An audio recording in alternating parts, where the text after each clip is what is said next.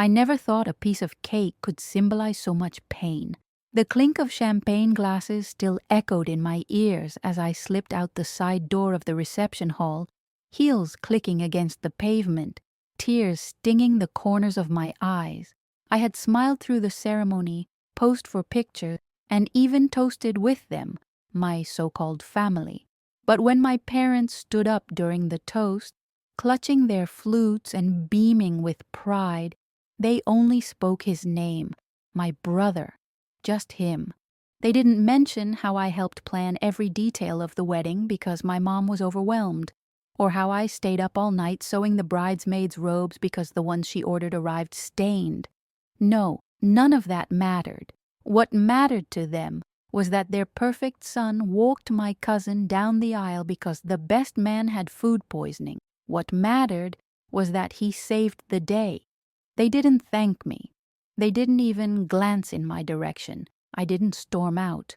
I didn't cry in front of everyone. I waited until the laughter grew loud enough to mask my steps, until the string quartet started another song. I didn't even say goodbye.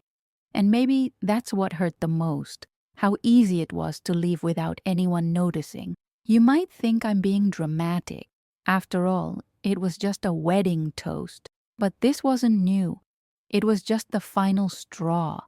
The tip of the iceberg I've been floating on for years, trying to pretend I wasn't freezing.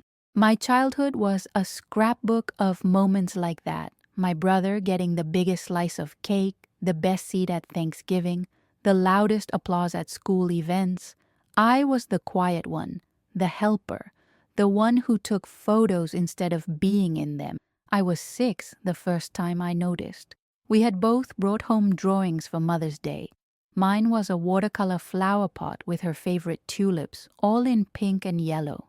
His was a stick figure family where Mom was a superhero with a cape. Guess which one went on the fridge? She laughed so hard at his drawing, showed it to every visitor. Mine ended up under a stack of mail. She said it was beautiful, but I never saw it again. Then there was the spelling bee in 7th grade. I studied for weeks, writing flashcards until my hands cramped. I won first place. My brother, who had no interest in spelling, came in to support me, and they made the whole day about how sweet he was for showing up. My dad clapped louder for him than he did for me. Mom said, "Isn't he such a good brother?" Like I hadn't just brought home a trophy. It's strange how you start shrinking when no one sees you, how you stop raising your hand in class even when you know the answer, how you dress plainer, speak softer, stop correcting people when they get your name wrong. I started to disappear, not all at once, bit by bit. A choice at first, then a habit, then a survival tactic. I tried harder. I got perfect grades. I stayed out of trouble. I made dinner when Mom worked late. I helped Dad pay the bills online when he couldn't figure out how to log in. But none of it ever earned the warm smiles or proud eyes that lit up for my brother when he brought home a B- or fixed a leaky faucet. It wasn't that he was mean to me. Not exactly. He just played his role well. The golden boy. The one who made people laugh. The one who never forgot a birthday but also never lifted a finger when Mom was sick. He was charming, and I was useful. Sometimes I wondered if I was adopted, or if maybe I had done something wrong in a past life. I remember staring at myself in the mirror and asking, "What's wrong with me?" I didn't even know what I meant by that. I just knew something wasn't right. College was supposed to be my escape. I chose a university 3 states away and barely came home. At first, it was lonely. But slowly, I started to feel lighter. I made friends who listened when I spoke, professors who saw my potential, roommates who thanked me when I cooked. I started a photography club. I volunteered at the art center. I was still me. But for the first time, it felt like enough. When my cousin got engaged and asked me to help plan her wedding, I said yes, without hesitation. She said she wanted someone calm and reliable. I took it as a compliment. I designed her invitations, coordinated vendors, even handmade table numbers. She hugged me every day, said she couldn't have done it without me. But the wedding day? That was a different story. That's when I became invisible again. Not to my cousin, she cried when she saw the centerpieces, but to my parents. They beamed at my brother, who had merely stepped in as a last-minute groomsman and acted like he was the hero. When the toast started and my mom stood with a shaky smile, my heart fluttered. Maybe, finally, they'd see me, acknowledge me. Just a sentence. That's all I wanted. But no. They raised their glasses and said, "We're so proud of our son. He always shows up when it matters. We don't know what we'd do without him." I held my breath, waiting. Maybe she'd turn to me next, but she didn't. She clinked her glass against his, and my dad patted his shoulder. They sat down, still smiling. I looked around. No one else seemed to notice. My brother winked at me like he thought we were in on the joke. So I got up, quietly. I walked past the dance floor, past the clapping guests, past the cake I had helped select and taste months ago. I walked out into the night, not even sure where I was going. I just knew I couldn't stay. Not again. And as the wind picked up and I wrapped my shawl tighter around my shoulders, I realized something. This wasn't the end. This was the beginning. I didn't cry until I was inside my car with the door shut and the engine off. The silence felt heavy, like the world had taken a deep breath and left me alone in the pause. My hands were trembling, and I kept replaying the toast in my mind like a broken tape. "We're so proud of our son," over and over, as if someone had scratched that sentence into my skin. I rested my forehead against the steering wheel and let out a breath I didn't know I was holding. And then the tears came, hot and quiet, the kind that burned more because I'd held them back for too long. I could have gone home, but I didn't. I drove aimlessly, the reception hall fading behind me like a bad memory. I ended up at a diner on the edge of town, the kind that still had a neon sign and served breakfast all day. The waitress looked at me like she recognized the ache in my eyes, the kind of ache that doesn't come from a broken heart, but 1,000 small fractures no one else sees. She didn't ask questions, just brought me coffee and a warm slice of pie and called me Hun. And in that moment, that kindness hit harder than anything my parents had offered me that night. I stayed there for hours, just thinking, letting myself feel everything I'd buried for years, and I promised myself something. I would never beg for their attention again. I would never shrink myself to fit into the outline they carved out for me. If I was going to be invisible to them, then fine. I'd become someone so big the rest of the world couldn't look away. That night, in that worn-out booth with vinyl seats and flickering lights, I made the decision to stop waiting for their approval. I would build something of my own, not out of spite, but out of the deep, quiet knowing that I was meant for more than being someone else's shadow. The next morning, I called in sick to everything.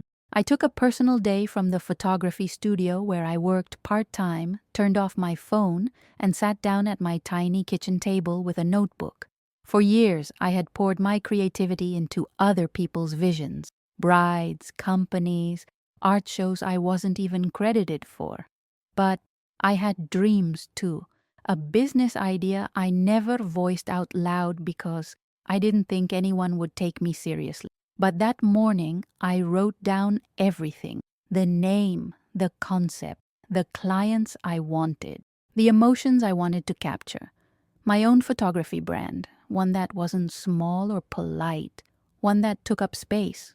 Of course, it wasn't magic. I didn't post a website and wake up famous. I worked double shifts, saved every tip, borrowed lights from a friend, and shot weddings for free just to build my portfolio. I said yes to everything: maternity shoots in the rain, engagement sessions at dawn, even pet portraits. And slowly, something started to shift. People talked. My name started to come up in conversations. You should book her. She gets it. She sees you. It wasn't just about lighting or angles. I understood what people wanted to feel when they looked at a photo. I knew because I had spent my whole life wishing someone would see me that way. A year later, I was fully booked. 2 years in, I had my own studio and 3 assistants. I flew across the country for shoots. I was published in magazines I used to read on the floor of my childhood bedroom while my parents gushed over my brother's latest project. And the best part? I did it quietly. No announcements to my family, no explanation. I let the silence grow louder on their end. I didn't send them updates or holiday cards with studio photos. I let them wonder. But not everything was cold. My grandmother noticed, always had actually. She was the only one who ever slipped a few dollars into my hand during college and whispered, "For your dreams, mija." She called me one day, out of the blue, and said, "I saw you in that bridal magazine. I showed all my friends at bingo." I laughed until I cried. Because someone saw me, someone cared. That call mattered more than 1,000 empty toasts. Around that time, my brother called too, first time in over a year. He asked if I wanted to grab lunch. I said sure, curious. We met at a little bistro downtown and he was already seated checking his phone. He looked up when I sat down and said, "I had no idea you were doing all this. You're kind of a big deal now." I smiled, tight-lipped. "I guess I've been busy." He paused, stirred his coffee. "Look, I know that wedding toast thing. Our parents were out of line. I've been meaning to say something." I raised an eyebrow. "It's been over a year." He sighed. "I didn't know it hurt you that much." And there it was again. That blindness, that inability to see past himself. I nodded, but inside I felt the same quiet decision. I wouldn't explain my pain to someone who only listened when it was convenient. I didn't need his apology. I had already healed parts of myself he would never understand. The conversation drifted to safe topics: mutual friends, weather, his job. I didn't mention the gallery show I was prepping in New York. I didn't tell him about the awards. I didn't need to. Because something had shifted in me. I wasn't the girl who sat waiting to be acknowledged. I was the woman who walked out before the cake was cut and built a kingdom in the silence that followed. Months passed after that awkward lunch with my brother.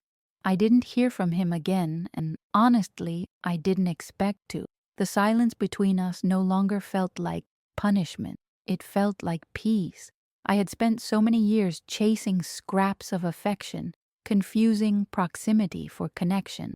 But now, I finally understood. Blood doesn't guarantee closeness. And family isn't just about shared genetics. It's about who shows up, who listens, who values you without needing to be reminded you exist. My studio continued to thrive.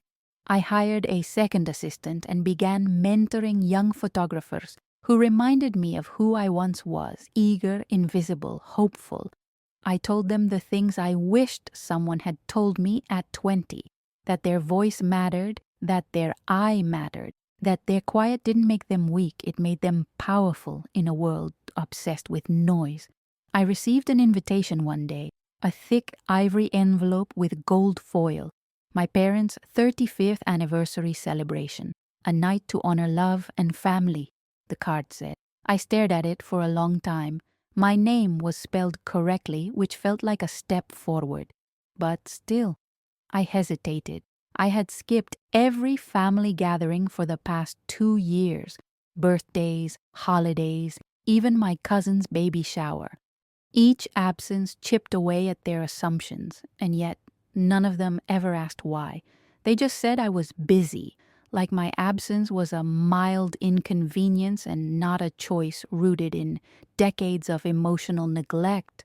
Part of me wanted to throw the invitation away. Another part wanted to go just to prove something. But in the end, I didn't go for them. I went for myself. I needed to see if I could stand in that room and not shrink. If I could walk into the lion's den wearing confidence like armor. I wore a sleek black jumpsuit that hugged my figure and heels that clicked with intention. I didn't bring a date. I didn't need a buffer. I brought myself, and for once that was enough. The hall was decorated with framed photos of my parents through the years, vacations, birthdays, baby pictures. Most of the ones with me in them were either small or cropped. Classic. My mom spotted me first. Her eyes lit up, then flickered with hesitation. "You came," she said, as if surprised. I nodded, kissed her cheek. "Happy anniversary." My dad gave me a side hug. "You look professional." It was meant as a compliment, I think. I found a seat near the back. I wasn't ready to mingle. People came and went, some recognizing me from social media, others giving me polite smiles. And then came the moment I expected, the speeches. My uncle spoke first, funny and warm. Then my brother stepped up. He had that same easy charm, the same confident tone he'd had since we were kids. He told stories, made everyone laugh. Then came my mom. She looked emotional. My dad stood beside her, arm around her shoulder. "We're so blessed," she began, voice shaking.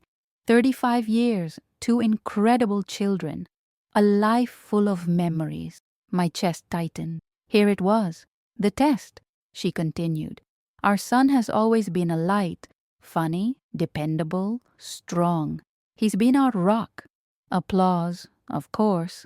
Then, unexpectedly, she turned to look at me. "And our daughter. I know we don't say this enough, but we are so proud of you. You've grown into a force. You've built something beautiful, and even though we don't always show it, we see you. We do." There was a pause, a long, thick pause that held years of silence. The room went quiet. My hands froze in my lap. My heart pounded. I didn't know what to feel, relief, sadness, validation. People clapped. My cousin leaned in and whispered, "It's about time." I smiled faintly. Not because the words healed everything, they didn't, but because they finally admitted I existed. And maybe that was the beginning of something. Or maybe just the end of pretending. After the speeches, people swarmed my parents. I stepped outside for air. The night was cool, stars hanging above like reminders of things too vast to name. I stood there, arms crossed, when someone walked up beside me. It was my dad. "I know we've messed up," he said, not looking at me. "We thought you didn't need much. You were always so self-sufficient. I guess we mistook your silence for strength. Or maybe we just didn't want to look at what we'd done." He paused. "I'm sorry." I didn't answer right away. I just let the words settle. They weren't enough to undo everything, but they were more than I ever expected. "I needed to hear that," I said finally. He nodded. "We're trying, slowly. I know it might be too late." I turned to him. "It's not too late, but it doesn't mean I'm coming back to how things were. I've built a life, a good one, and I'm not giving it up for crumbs anymore." There was something honest in his eyes, a kind of quiet remorse that felt real. He reached out, patted my shoulder gently. Fair enough. Later that night, as I drove home, I didn't cry. I didn't feel that old ache. I just felt steady, like I had closed a chapter I never thought would end, not because they changed, but because I did. I no longer needed their approval like oxygen. And when I got home, I found a message from a young woman I had mentored. She had just landed her first big client. "I couldn't have done this without you," she wrote. "You saw me when no one else did." And I realized something profound in that moment. We spend so much time trying to be seen by the wrong people.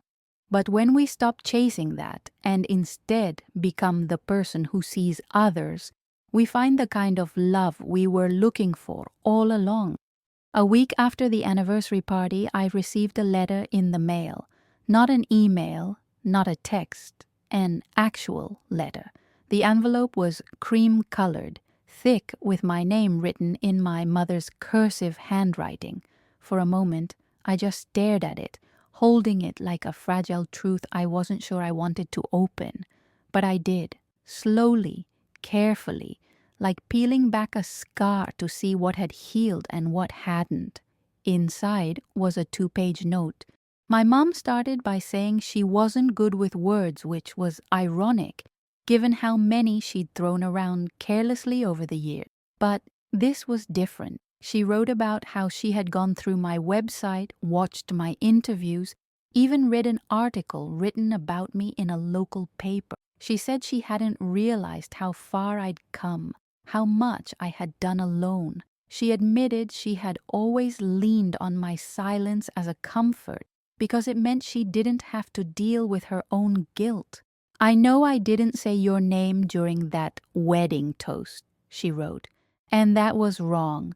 Not just wrong, it was cruel. I don't know why I didn't. Maybe I was caught in the moment. Maybe I thought you knew how proud I was. But the truth is, I failed you that night, and I'm sorry." I didn't cry. I read it twice, and then I folded it and tucked it into the back of my journal. It didn't erase everything, but it mattered. Not because it was perfect, but because it was effort. Honest, uncomfortable effort. The kind that takes more courage than any toast ever could. Life moved forward. My calendar filled up. I was asked to speak at a women's creative conference in Chicago. It was my first time stepping on a stage with a mic clipped to my collar and lights in my eyes, not behind my. I stood in front of a room full of women, young, old, hungry, tired, and told them my story. I didn't sugarcoat it. I talked about being overlooked, about carving your own space, about the power of walking away when your presence is treated like a favor. I told them about the wedding, about the toast, about leaving before the cake was cut. And when I said those words, the room was silent. Some nodded, some cried, and when I finished, they stood and clapped. Not because I was famous, but because they saw themselves in me. And I saw them too. Afterward, a woman approached me. She had gray streaks in her hair and laugh lines around her eyes. She said, "I waited until I was 50 to walk away. I wish I had your courage sooner." I held her hand and said, "It's never too late."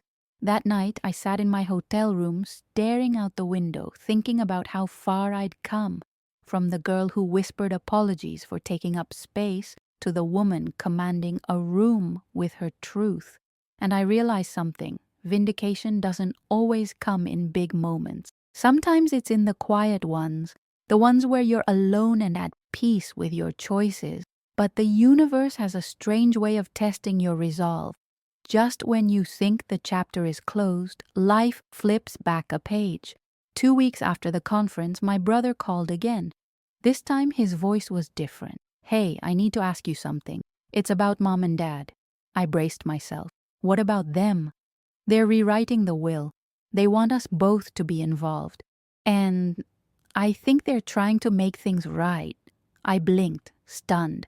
Not because I cared about the inheritance, I really didn't, but because for years I had assumed I didn't even exist in those conversations. "Okay," I said carefully. "What do you need from me?" "Just be there. They're asking us to come to the lawyer's office next Thursday." I showed up, dressed in a navy blue blouse and slacks, no makeup, no performance, just me. The notary looked surprised when I walked in. "Ah yes, Miss Taylor," he said, as if he hadn't expected me to exist.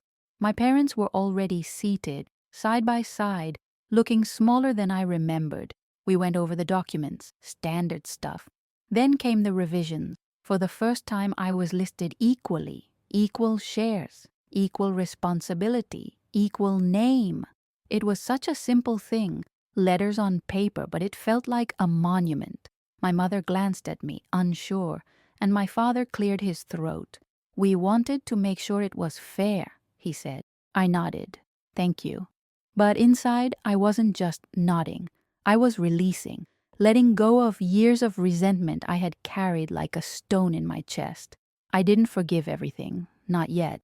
But I acknowledged the shift, the effort.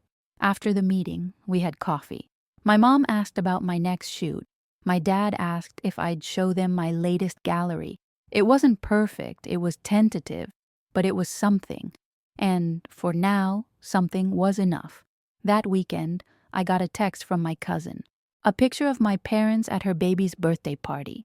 In the background, on their mantle, was a framed photo, one of mine.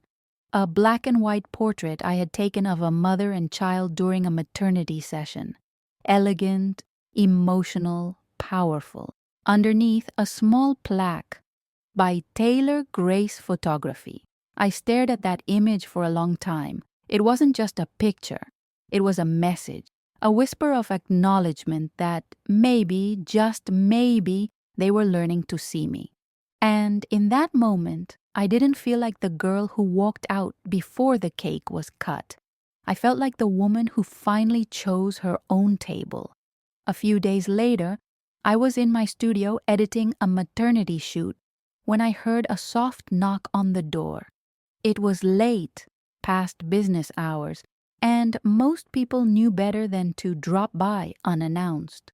I opened the door cautiously, surprised to see my aunt standing there. She looked nervous, clutching her purse like it held something more than just her wallet. "I hope I'm not intruding," she said, her voice gentle. "I was in the neighborhood, thought I'd stop by." I let her in, gesturing to the cozy armchair by the window. She sat down slowly, her eyes scanning the space. "This is beautiful," she murmured. "You've made something really special here." I smiled politely, unsure where this was going. She looked at me for a long moment before speaking again. "I want to apologize, not just for me, but for all of us. I saw what happened at the wedding. I saw your face during that toast, and I didn't say anything. I should have. I didn't know what to say. I had grown used to silence from my family, complicit silence. But hearing this now, so long after the fact, chipped at something hardened inside me. I think your mom's finally realizing what she missed all those years," my aunt continued. "It's not easy for her to admit it. She's always been better at pretending everything's fine." I nodded slowly. Pretending was the family sport. She smiled sadly. "You were always the quiet one, but not weak, never weak." Those words stayed with me long after she left. That night, I walked around my studio, running my fingers over the photographs lining the walls, portraits of mothers and daughters, fathers and sons, lovers and strangers, each one frozen in a moment of truth. And I thought about my own moments, how many I had lived through without witnesses, how much of my strength had been built in private. Later that week, I received an invitation to speak at a university's art department, a guest lecture about the intersection of pain and creativity.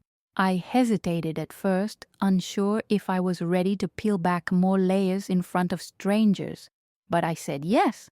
The lecture hall was packed. Students filled every seat, notebooks open, eyes wide with the hunger of youth. I stood at the podium, my hands steady, my heart strong. I told them about rejection, invisibility, about growing up feeling like wallpaper in your own home. I told them how I took that pain and turned it into art, how I learned to tell stories without words, how I became my own witness. One girl raised her hand. Her voice trembled. "What do you do when your family doesn't believe in you?" I met her eyes. "You believe in yourself louder, and you build a life so beautiful they can't ignore it forever, even if they try." After the lecture, I walked through campus, my thoughts swirling. I thought about all the girls like me, the ones who decorate rooms but never get thanked, the ones who edit the slideshow but never get introduced, the ones who get left out of toasts but remember everyone's birthdays. And I realized I wasn't just telling my story anymore, I was telling theirs. Back at home, I found a small envelope slipped under my apartment door. No return address. Inside was a card with a photo I had taken 2 years ago, a bride and her grandmother holding hands, one of my favorites. On the back was a note in shaky handwriting. "You don't just take pictures, you capture souls. Thank you for seeing mine." There was no signature. I never found out who left it, but I didn't need to. It was enough to remind me that my work mattered, that I mattered. The following Sunday, my phone rang. It was my mom. She didn't start with small talk. She just said, "We're having a family dinner next week, just us. Your dad and I, we'd really like you to come." I hesitated. "Why?" "Because we want to talk, really talk. And because I miss you, and I think it's time." I didn't answer right away. The silence on the line stretched, but she didn't rush me. "I'll think about it," I said. "Fair," she replied, and I could hear the hope in her voice. I spent the next few days thinking, not out of fear, but out of clarity. I had boundaries now. I wasn't the girl waiting in the hallway, hoping someone would invite her to the table. I had my own table, and if I chose to sit with them again, it would be on my terms. I called her back on Thursday. "I'll come," I said. "But if it turns into another performance, I'm leaving." She didn't argue. "It won't." I arrived that Sunday with a calm I had never felt walking into that house before. The walls were the same, the scent of lemon polish and old books, but I was different. I wasn't there to be accepted. I was there to be honest. Dinner was simple: roast chicken, mashed potatoes, green beans. My dad poured wine. My mom set the table with the good china. They made small talk at first, like they were easing into something fragile. Then my mom took a breath and looked at me. "I know we've been hard to reach," she said, "and I know we've made you feel like you weren't enough. But the truth is, we were scared of how strong you were. You didn't need us the way we needed you. And instead of celebrating that, we resented it." My dad nodded. "We didn't know how to show up for you, and we let our own insecurities get in the way." It was the most honest thing they had ever said to me, and in that moment I realized I didn't need an apology as much as I needed truth, and I finally had it. "I forgive you," I said, "but I won't forget, and I won't go back to being small just to make you comfortable." My mom reached across the table and took my hand. "We don't want you small anymore." And for the first time, I believed her. We sat there in that quiet, candlelit room. 3 people tangled in decades of miscommunication, finally untangling a thread. For so long, I had pictured this moment going differently. I thought I'd be angrier, colder, more guarded. But instead, I felt something softer. Not forgiveness exactly, it was too early for that, but understanding. Maybe that was the beginning. After dinner, my mom walked me to the door. She didn't say much, but she looked at me like she was seeing a different version of me, one she hadn't taken time to know before. "I'd love to come see your studio," she said almost shyly. "I'll think about it," I replied. Not to be cruel, just honest. As I drove home, the air was thick with memories, some sharp, others faded, but none of them haunted me like they used to. I had changed too much to be haunted. I had walked through fire and built a life in the ashes, and no matter what came next, that couldn't be undone. The next morning, I had an early shoot with a couple celebrating their 10-year anniversary. They were soft with each other, playful, tender, full of the kind of quiet trust that comes with surviving life's messiness together. Watching them, I thought about what love looks like when it's not loud or dramatic, just real, present. And I wondered what it might have felt like to grow up surrounded by that kind of love. After the session, I sat on a park bench and scrolled through the shots on my camera. One image stood out, a candid moment where the couple held hands and looked at each other like the world didn't exist. I saved it, knowing it would anchor the album. That's what I had learned over the years. Truth lives in the in-between, in the glances, the pauses, the space between words. Later that week, I was asked to speak at a panel on female entrepreneurs. One of the organizers introduced me as a quiet storm of resilience, and I smiled at how accurate that felt. I never needed to be the loudest. I just needed to be unwavering. During the Q&A, someone asked, "What's your biggest lesson from building your business?" I didn't hesitate. That you don't have to be chosen to choose yourself. That waiting for validation will drain you, but creating from your truth will free you. The room was silent. Then came the applause. Not thunderous, but steady. The kind that meant they heard me. That night, I received a message from my cousin. "Your parents came by today. They told me what you said at dinner. I think they're finally listening." I stared at the message, unsure how to feel. There was a time when I would have ached for that, when I would have rearranged my world for even a hint of being heard. But now it just felt like a bonus. A flicker of light I appreciate, but no longer depended on.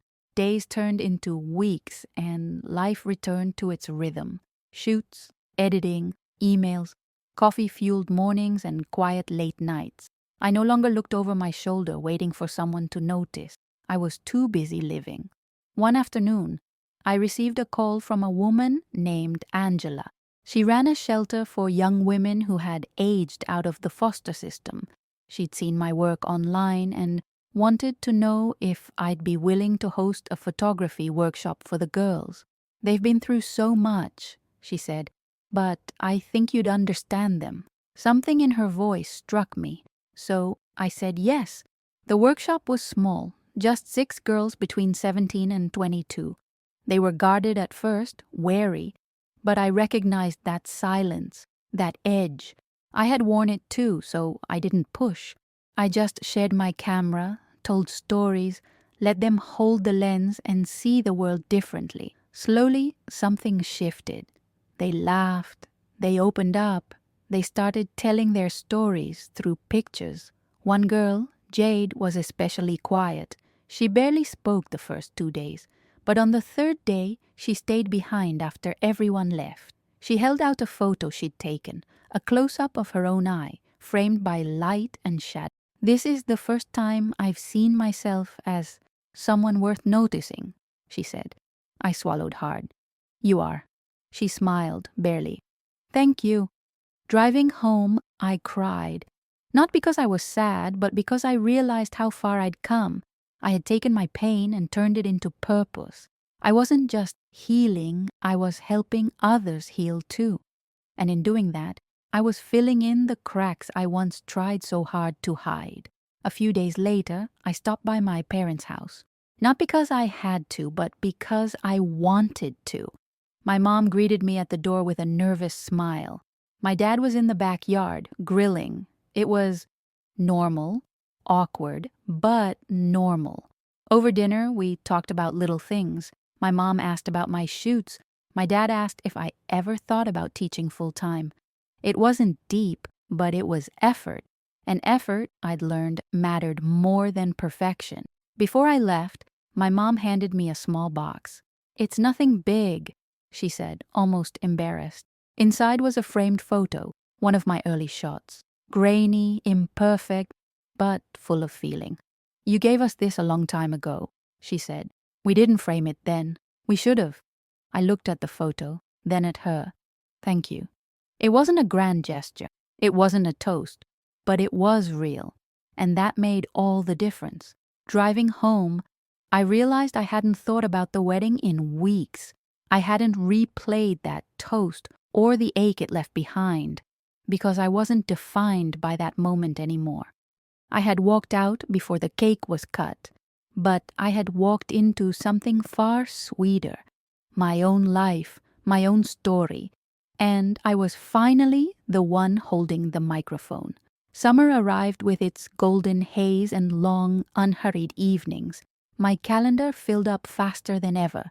Weddings, anniversary sessions, even editorial shoots for magazines I once thought were out of reach. But amidst the flurry of bookings and deadlines, I made room for something else, stillness. I started carving out mornings just for myself. No emails, no phone, just coffee and quiet. Sometimes a walk through the park with my camera and no agenda. Just the light and the leaves and my breath returning to its natural rhythm. One morning, as I passed the rose garden in the park, I saw a mother taking photos of her daughter with her phone. The little girl kept twirling, laughing as her dress billowed around her, and the mom kept missing the moment, fumbling with angles, struggling with the sun in her eyes. I walked over and gently offered, "Would you like me to take one for you?" She looked at me, hesitant at first, then handed me the phone.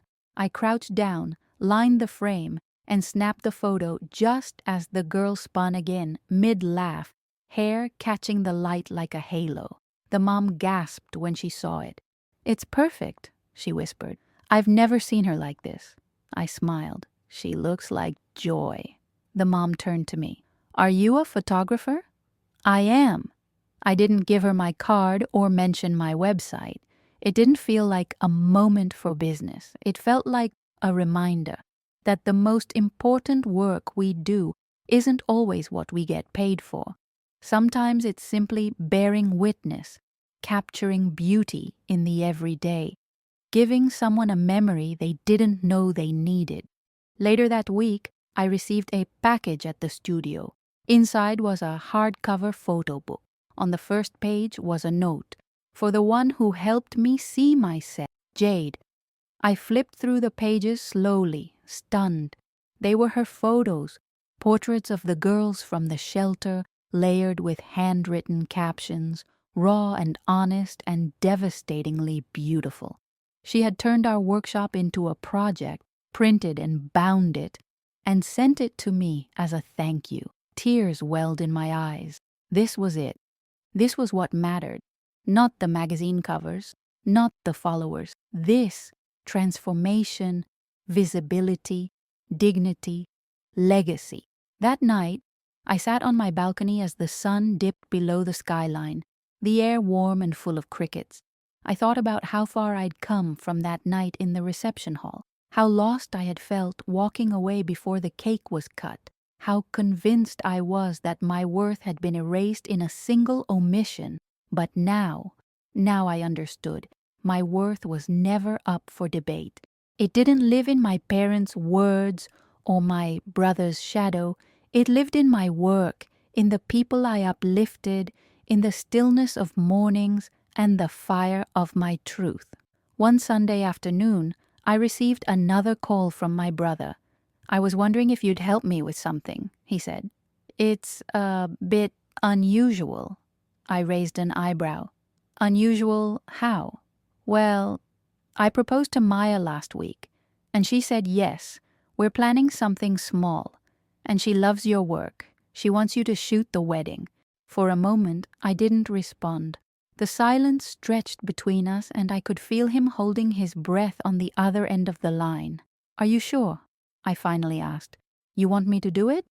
"I do," he said, "but only if you want to.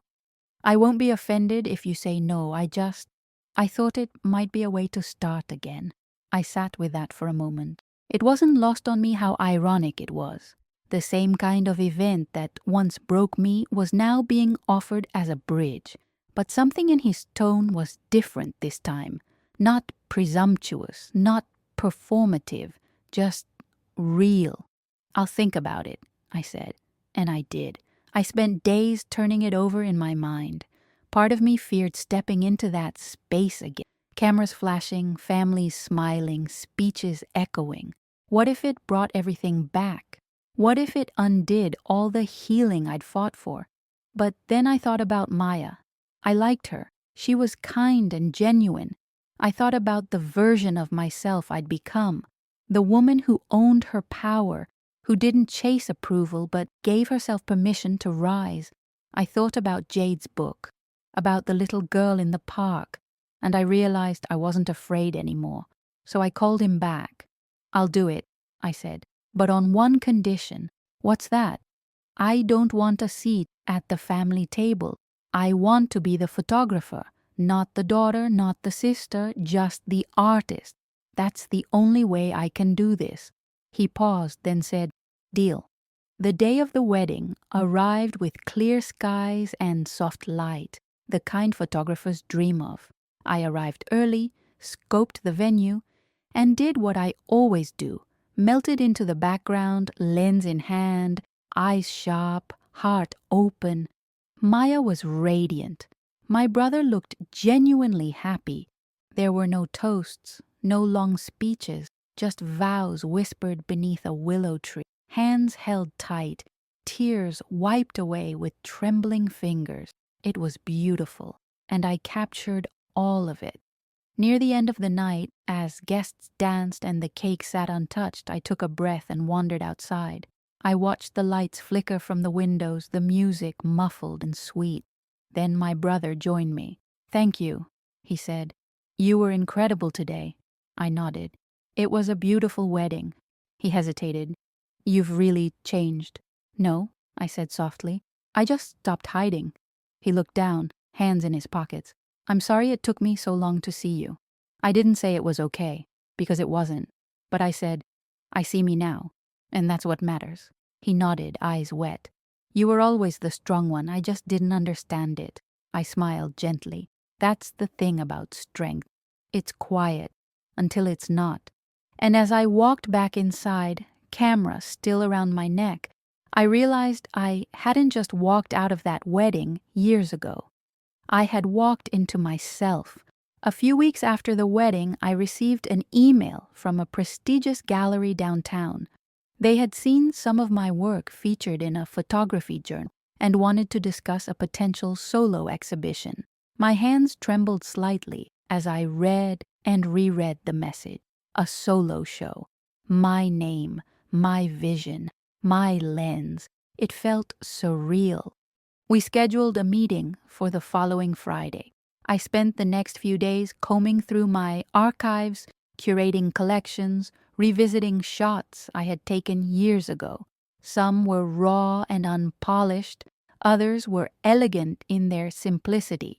Together they told a story, not just of my career, but of my becoming. During the meeting, the gallery director, a sharp woman named Claudia, flipped through my portfolio in silence, her fingers grazing the prints with deliberate attention. When she looked up, her eyes were bright. "Your work isn't just technically strong," she said. "It's emotional, intimate. It feels like truth. I'd love to feature it."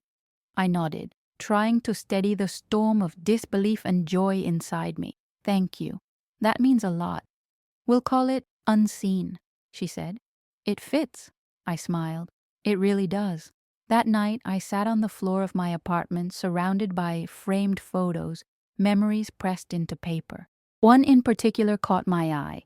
It was a black and white image of a young girl sitting alone on a swing, looking over her shoulder with a mixture of fear and defiance. I remembered taking it. It was years ago at a school fundraiser. The image had never left me. It was the first photo where I had truly seen myself in someone else. I decided that would be the centerpiece of the exhibition.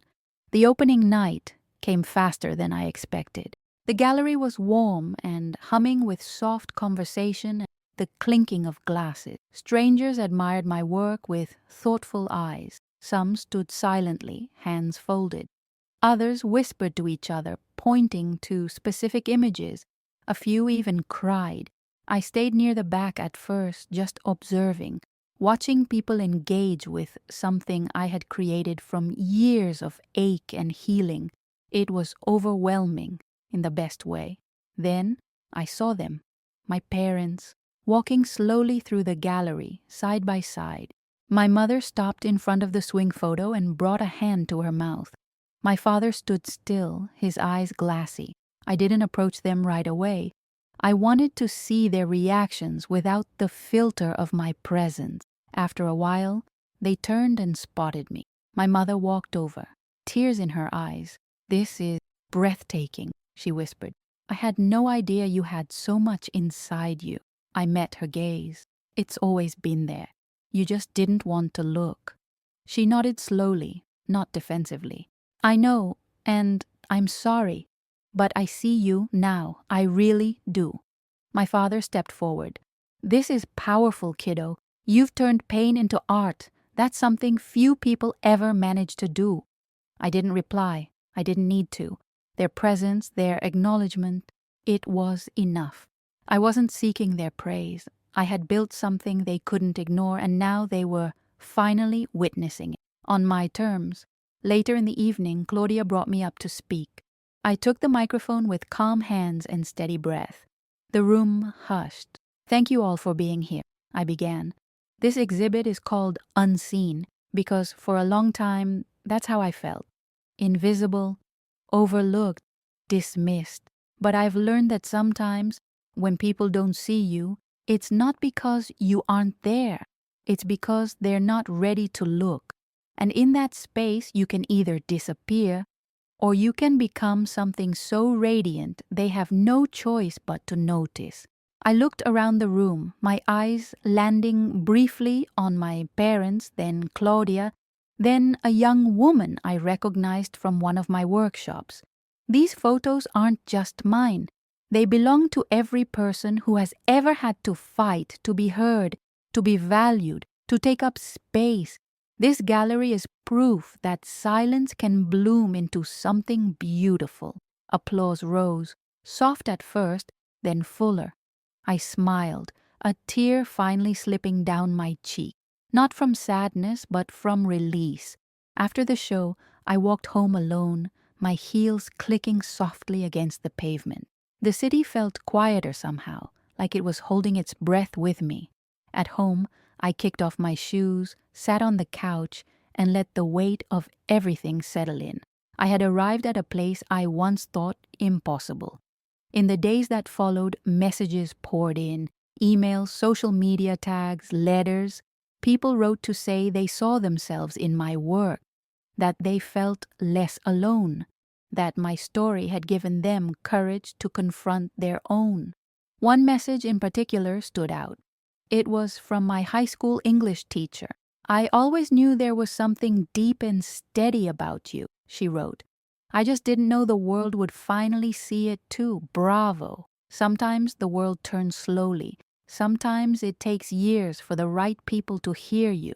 But if you stay true to your voice, if you keep showing up for yourself day after day, eventually the silence breaks. And now I was no longer waiting to be seen. I had become a mirror for others to find themselves. Fall crept in slowly, the air crisping at the edges, trees shedding their leaves in quiet surrender. I welcomed the change. It matched something inside me, a transition, a soft settling into this new life I'd created. I was no longer proving anything to anyone. I wasn't chasing validation or trying to rewrite my family's narrative. I was simply living, fully, authentically, finally. The gallery exhibition continued to draw crowds for weeks. Claudia extended the run by popular demand, and several pieces sold, including the swing photo. A woman from Vermont bought it for her daughter's bedroom. She's been struggling to find her voice, she told me. This photo, it speaks to her. Thank you. Every now and then I would visit the gallery, not to check on the exhibit, but to stand quietly and watch how people moved through the space. Some lingered, some rushed. But the ones who paused, who really looked, were the ones who reminded me why I ever picked up a camera in the first place. It wasn't long before a journalist reached out for an in-depth interview, a feature about women transforming personal trauma into creative careers. We met at my studio, and I offered her coffee while she set up her recorder. Her questions were thoughtful, never invasive. She asked about my early work, about how I discovered photography, about the moment everything changed. I told her the truth about the wedding, the toast, the silence, the exit. That was the moment I realized I had to stop waiting to be seen, I said. I had to become the person I was searching for. She looked at me, her eyes shining. That's powerful. It wasn't easy, I admitted, but it was worth it. A few weeks later, the article went live. It was raw, personal, and beautifully written. It was shared widely. Messages came in from people I didn't know. People who had walked out of weddings, out of family dinners, out of lives that no longer made them feel whole. They thanked me for saying what they were too afraid to say, for surviving in a way that made them feel less alone. One message hit me particularly hard. It was from a young woman named Lena. "I'm 19, she wrote. "My parents praise my brother for everything, and I'm just there. I don't know what to do with this pain. Reading your story made me believe I could survive it too." I replied, personally, "You already are surviving. That's what this feeling is. And you don't have to be anyone but yourself to be worthy of love."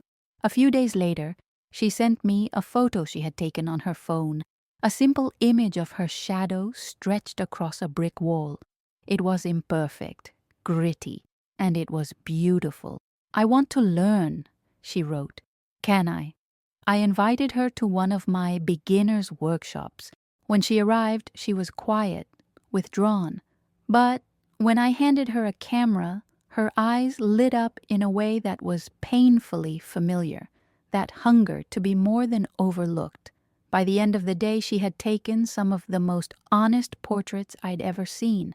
When she left, she hugged me. "Thank you for showing me I can be more." And just like that, the cycle continued, healing, rippling outward. One evening, I received a call from my mom. "We're thinking of doing a family Thanksgiving this year," she said. "Small, just us and your brother. We'd like you to come." I hesitated. Holidays had always been hard.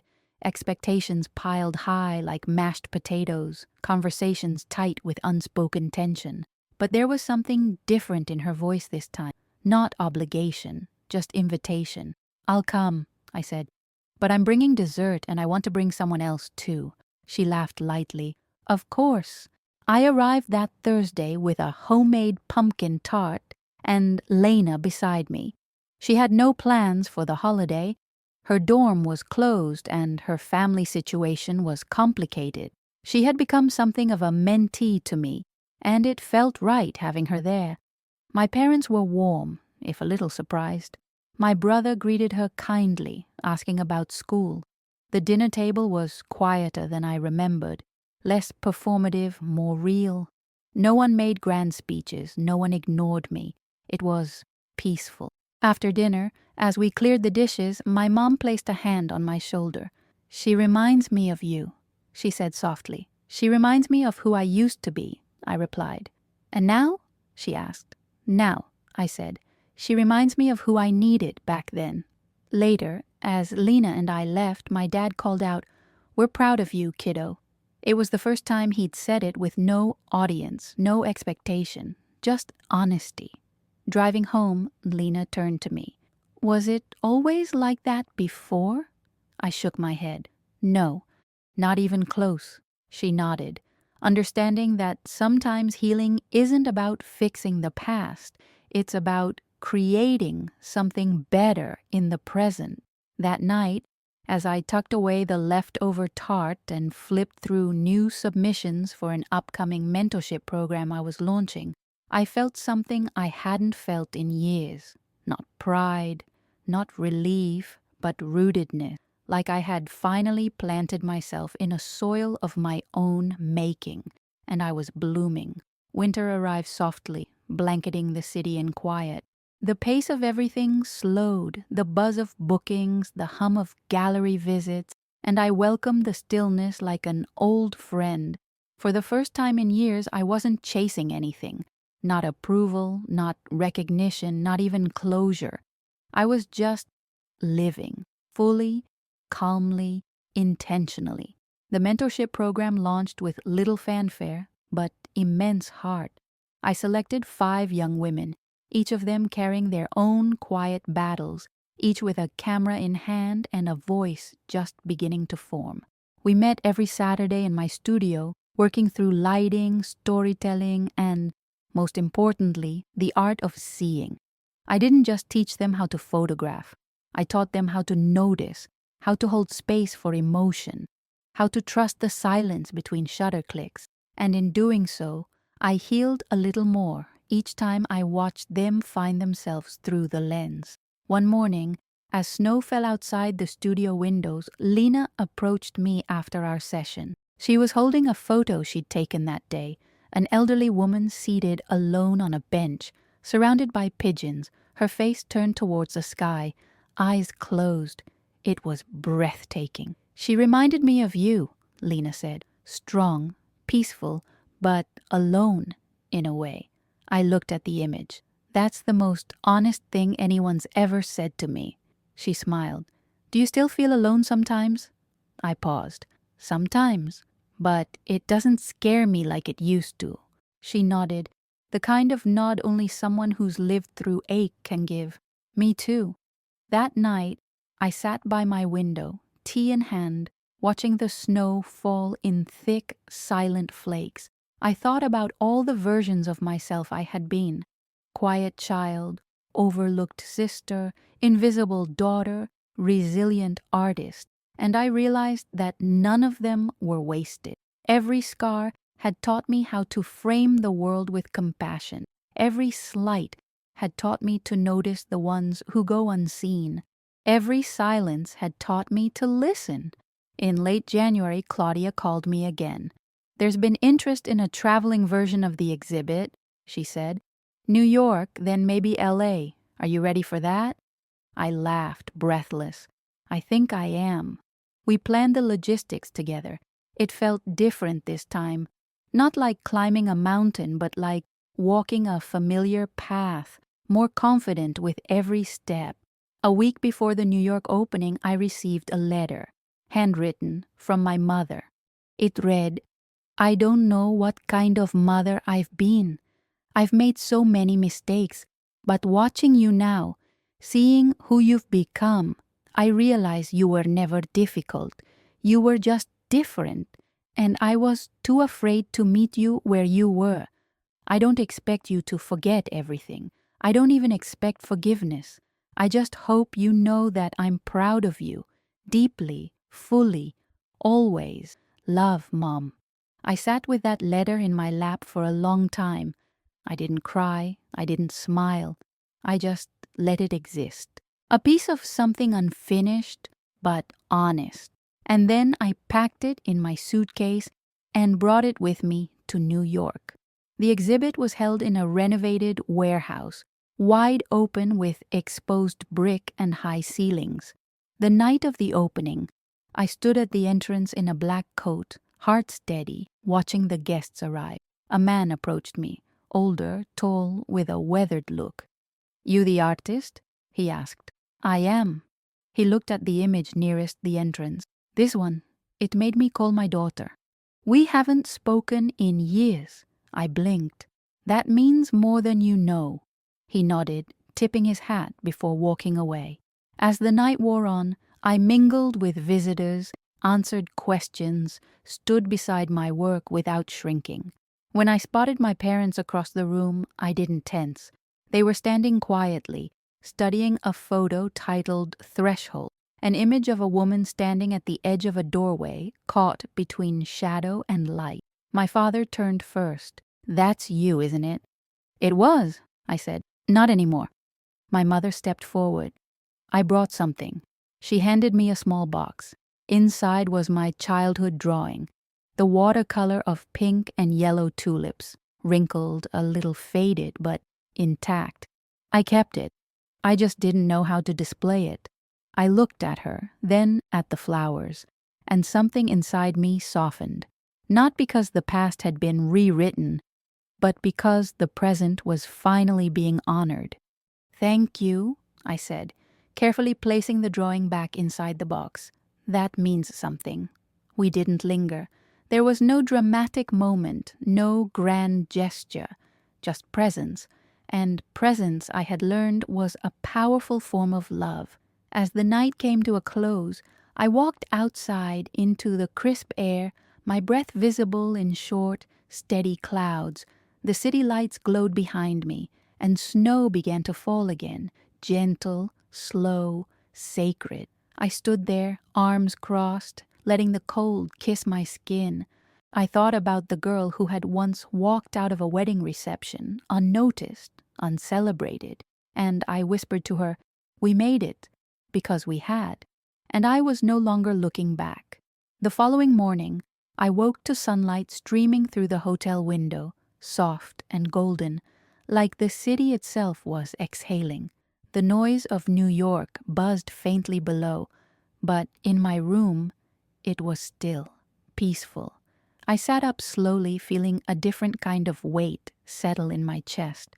Not heaviness, but fullness. I had spent so much of my life running from absence, from the echoes of words never said, from the sting of moments where I was forgotten. But now, I was walking in the opposite direction, toward meaning, toward presence, toward myself. Later that day, I visited the gallery alone.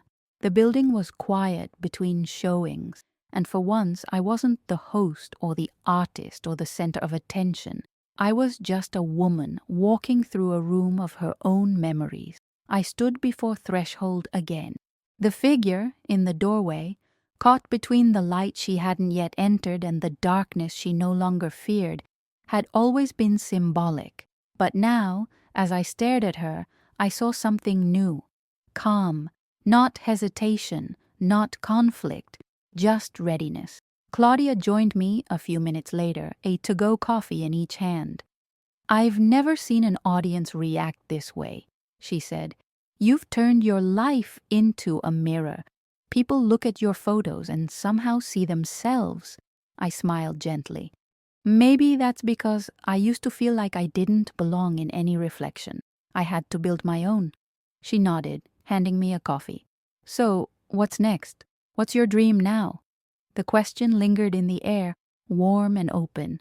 For a long time my dream had simply been to be seen. But now, "I want to create a sanctuary," I said, surprising even myself. "A space for young artists, especially girls who were told they were too much or not enough. A place where they don't have to wait for permission to shine." Claudia's eyes sparkled. "A residency?" "A house," I said.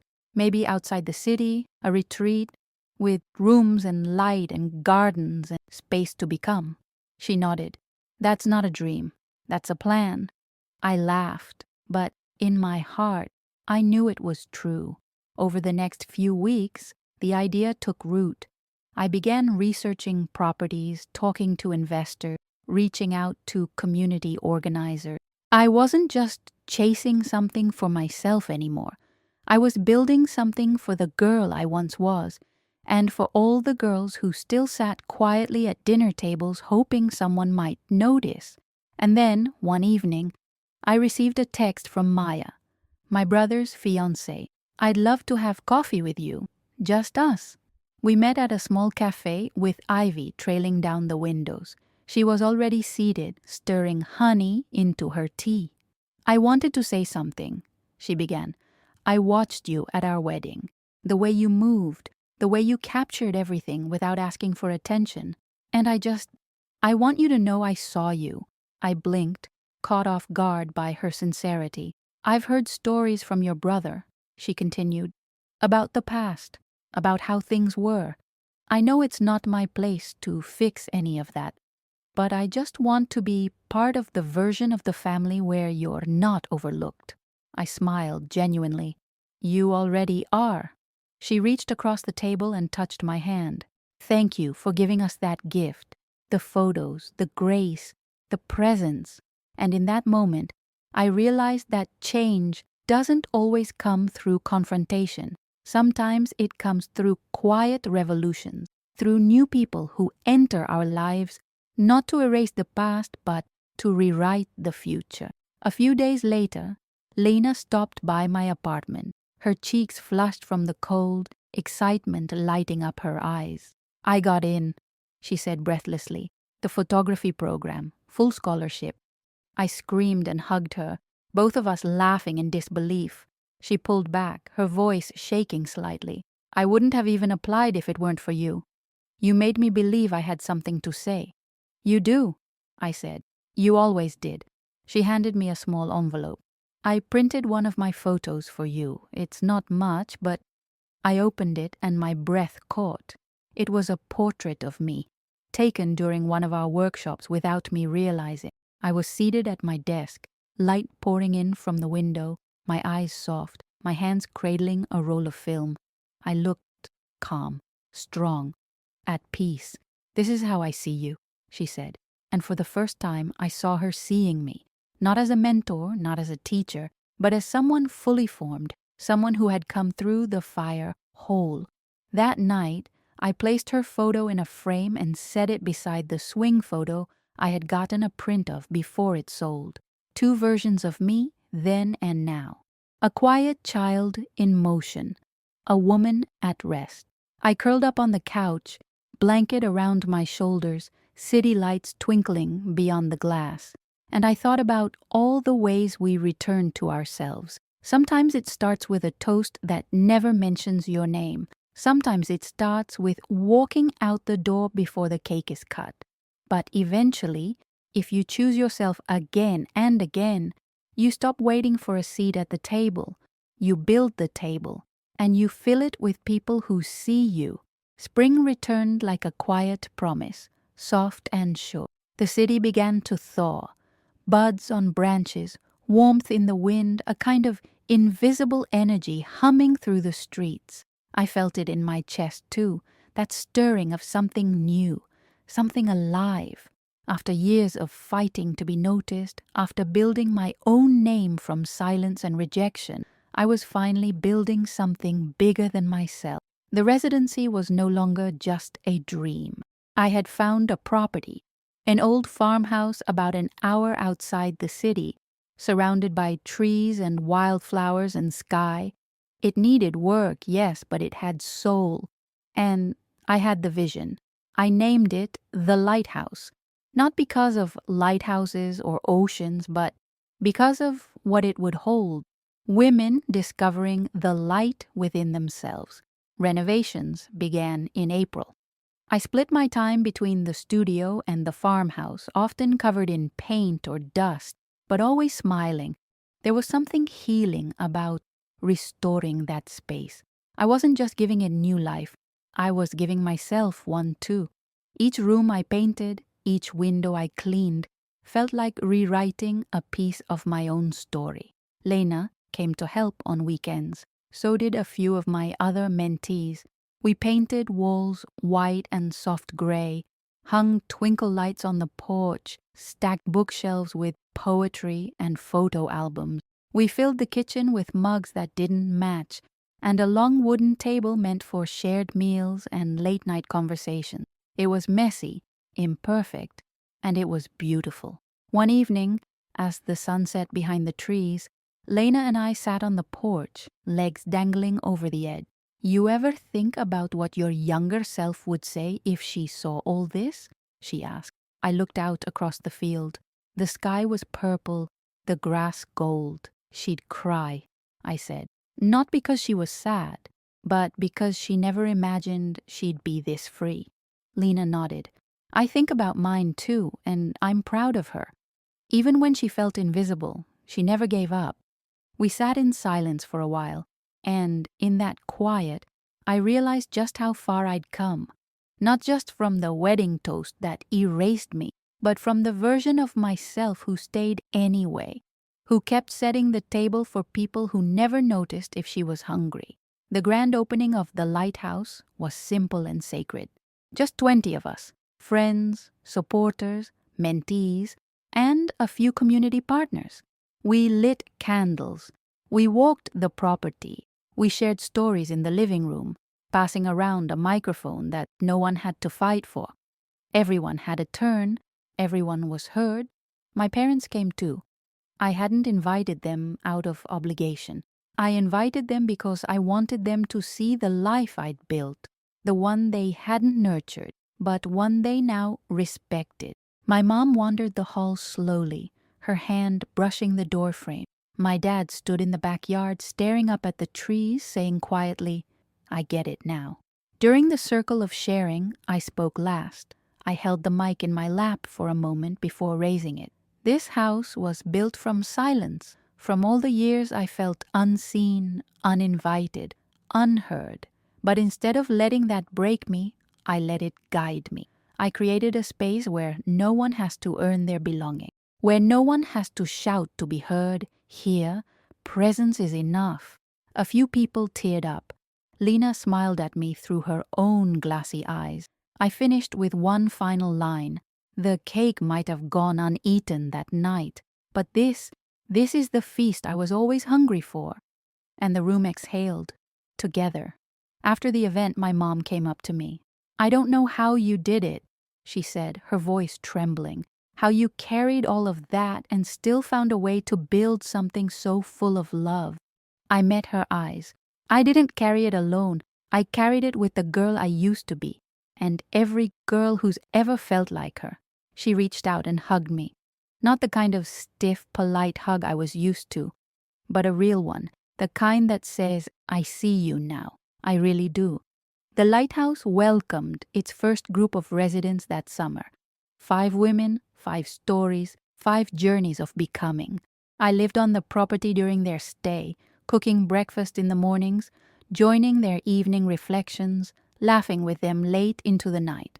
We created something sacred there, a circle of mirrors, each woman helping the others to see themselves. One afternoon I took their portrait, not posed, not curated, just real. Them as they were, messy, radiant, healing. After the last shot, one of them said, I've never felt beautiful until this moment. I smiled. That's because you finally saw yourself the way the world should have all along. That night, I printed the photos and hung them in the hallway. I called the collection Scene, and as I stood back, looking at the row of faces, each one honest and whole, I felt something inside me settle. I was no longer trying to rewrite the past. I was writing the future. The last few days of summer at the lighthouse felt like the closing chapter of a favorite book. Slow mornings stretched into golden afternoons, and laughter echoed from the porch long after the sun had dipped below the hills. The women, those 5 brave souls who had walked in uncertain and quiet, were now shining in ways even they hadn't expected. And I too was different, softer, maybe fuller. On the final night of the residency, we built a fire in the backyard. It was Lena's idea. We should say goodbye to the versions of ourselves that walked in here. Let's write them a letter. So we did.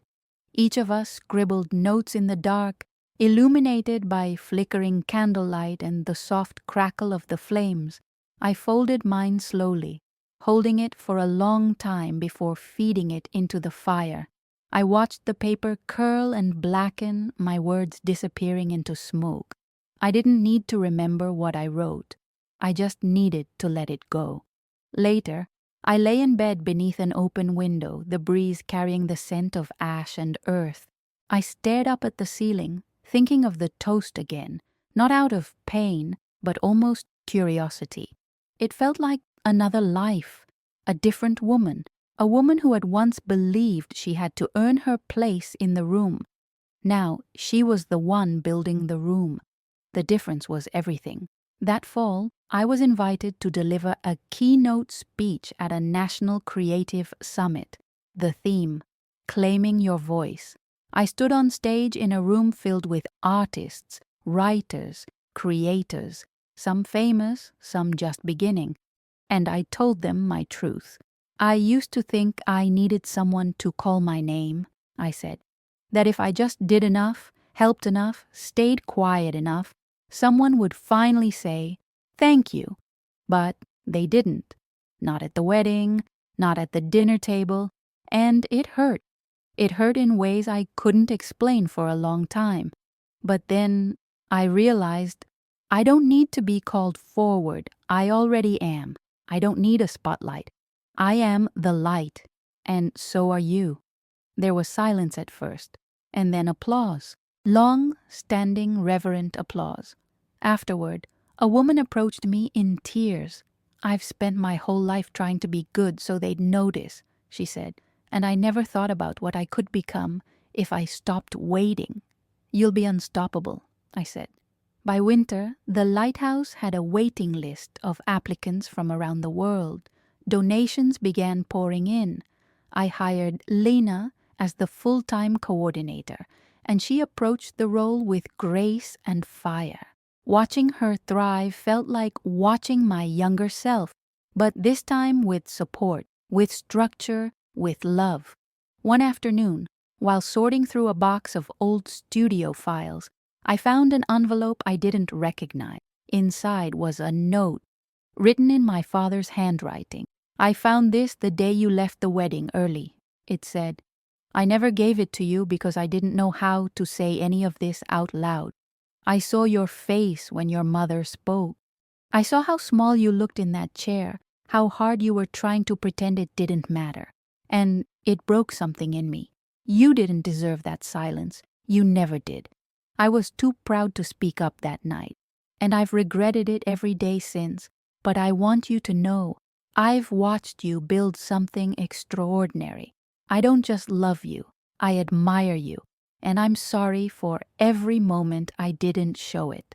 I read it twice, then a third time, my hands trembling, and then I smiled, because I didn't need the letter to feel whole. But receiving it, finally, was a kind of soft justice I hadn't expected. That Christmas, I hosted dinner at the lighthouse. My parents came. So did Maya and my brother. Lena brought her sister. We sat around that long wooden table, mismatched mugs filled with cider, stories passed like bowls of mashed potatoes. It wasn't perfect. There were still awkward pauses, memories we tiptoed around. But there was laughter, there was warmth, there was effort. At one point during dessert, my mother raised her glass. She looked at me across the table and said, "To Taylor, for showing us how powerful quiet can be, and for teaching us what it means to really see someone." I met her eyes. "Thank you." And this time, I didn't walk out before the cake was cut. This time, I stayed. Not because I needed to be there, but because I chose to be. The snow had begun to fall just as the last of the guests left that Christmas night. I stood by the window of the lighthouse, watching the flakes gather on the porch railing, the world outside softening into stillness. Inside, the air still smelled like cinnamon and firewood, and echoes of laughter lingered in the corners of the house. I leaned against the frame, holding a mug of lukewarm cider, my heart warm in a way I hadn't known was possible. It wasn't about the perfect family anymore. It wasn't about being chosen or thanked. It wasn't about the cake. It was about the table I had built, the lives that had passed through its chairs, the women who found their voices within its walls. And it was about the woman I had become, the one who stayed, not out of need, but out of knowing she belonged. A few days later, I received an email from the editorial team at a major publication. They wanted to do a full profile on me, the lighthouse, the residency program. I hesitated for a moment, not because I was afraid, but because I knew what it meant, being visible on a scale I hadn't imagined, not just in the art world, but in the world. Then I remembered the girl who once waited for her name to be spoken, who shrank herself into spaces where her light made others uncomfortable. I opened the email again and replied, "I'd be honored." The interview was scheduled for early January. A young journalist named Camilla arrived at the studio with a gentle demeanor and a curious spirit. She asked about my first camera, my first real photo, the first time I knew I needed more than silence. She asked about my family, too, carefully, respectfully. I didn't shy away. I told her about the wedding, about the toast, about how I walked out before the cake was cut. She blinked, a little stunned. "What happened next?" she asked. "I walked into my life," I said simply. She smiled. "That's the headline." The article went live a few weeks later. She walked out before the cake was cut and built an empire from the silence. It went viral. Messages poured in, from women mostly, some young, some older, some who had never been thanked, never been chosen, never been told they mattered. They wrote things like, "I thought I was the only one. Your story gave me the courage to speak. I walked out too. And I'm just now learning how to walk back in." One message came from a woman named Beth. "I was left out of my daughter's wedding photos," she wrote. "I almost disappeared completely, but now I'm learning to rebuild. Thank you for being a lighthouse for the rest of us." I sat with those words for a long time. A lighthouse, not because I needed to be found, but because I wanted others to know they could come home to themselves. In February, Lena and I stood in the main hallway of the lighthouse, staring at the wall where we hung the portraits of every woman who had ever completed the residency. We called it the Wall of Becoming. Each frame held more than a photo. It held a moment, a woman standing in her truth, captured forever. Lena turned to me. "You think the girl who walked out that night ever thought this would be her life?" "No," I said. "She just wanted someone to notice. She got more than that." Lena whispered. "She became the notice." I smiled. Weeks later, on a quiet morning, I visited the park where I used to take walks during my college year, the same one where I first imagined a life outside my family's narrative. I brought my camera with me, though I didn't plan to use it. I just needed to be in that space again, not to revisit the pain, but to honor the beginning. As I walked past the bench where I used to sit and wonder if I mattered, I saw something that made me pause. A young girl, maybe 17, with a sketchbook in her lap, furrowed brow, and earbuds in. Alone, focused, fierce. I didn't interrupt her. I didn't need to. She didn't look lost. She looked like someone who would one day have her own lighthouse. I sat on a nearby bench and closed my eyes. The wind danced through the trees, and for a moment I felt it all. Every version of me, sitting side by side, shoulder to shoulder. The child who painted tulips, the teenager who won spelling bees in silence, the woman who carried a camera like a sword, and the soul who had once walked out of a wedding, not because she was bitter, but because she finally knew her worth. And when I opened my eyes, I whispered 3 words into the morning air, words I once needed someone else to say, but now could offer myself fully and freely. I see you because I did, and I always would.